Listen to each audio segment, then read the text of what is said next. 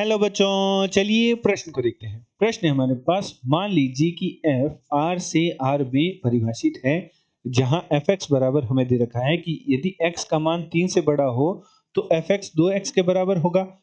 यदि x का मान 1 से छोटा, 1 से बड़ा एवं 3 से छोटा एवं 3 के बराबर हो, या x का मान 1 से 3 के मध्य तथा 3 के बराबर हो, तो जो हमारा fx है वह x के वर्ग के बराबर होगा।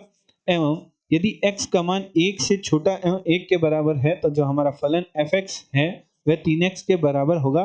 तो हमारा जो फलन है वह कुछ इस प्रकार इस द्वारा परिभाषित है। तो हमें f minus 1 plus f2 plus f4 का मान ज्ञात करना है। प्रश्न के हमारे पास 4 विकल्प दे रखे हैं a b c d, जिनमें से हमें एक सही विकल्प का चयन करना है।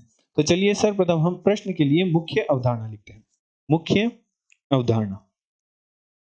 अवधारणा में हम उदाहरण की सहायता से देखते हैं कि यदि हमारा कोई फलन fx है, वो कुछ इस प्रकार टूटा है कि यदि x का मान a से बड़ा हो तो हमारा जो फलन है वह मान लीजिए कि gx होगा, और यदि x का मान a के बराबर है तो हमारा जो फलन है वह hx होगा। तो इसका अर्थ क्या होता है? इसका अर्थ यह है कि यदि x का मान a से बड़ा है तो जो हमारा फलन है fx वह हमें gx के बराबर लेना होगा, और यदि हमारा x का मान a के बराबर है तो हमारा जो फलन fx है हमें वह hx लेना होगा। चलिए प्रश्न की सहायता से समझते हैं कि प्रश्न में हमारे पास फलन fx बराबर दे रखा है, जो कि कुछ इस प्रकार दे रखा है कि यदि x का मान 3 से बड़ा हो तो हमें fx है वह 2x लेना है, और यदि x का मान 1 और -3 के मध्य तथा -3 हो तब हमें fx है वह x के वर्ग के बराबर है, और यदि x का मान 1 से छोटा एवं 1 के बराबर हो तो हमारा जो फलन fx है वह हमें 3x लेना है। एवं प्रश्न में हमें कहा है कि f minus 1 plus f2 plus f4 का हमें मान ज्ञात करना है।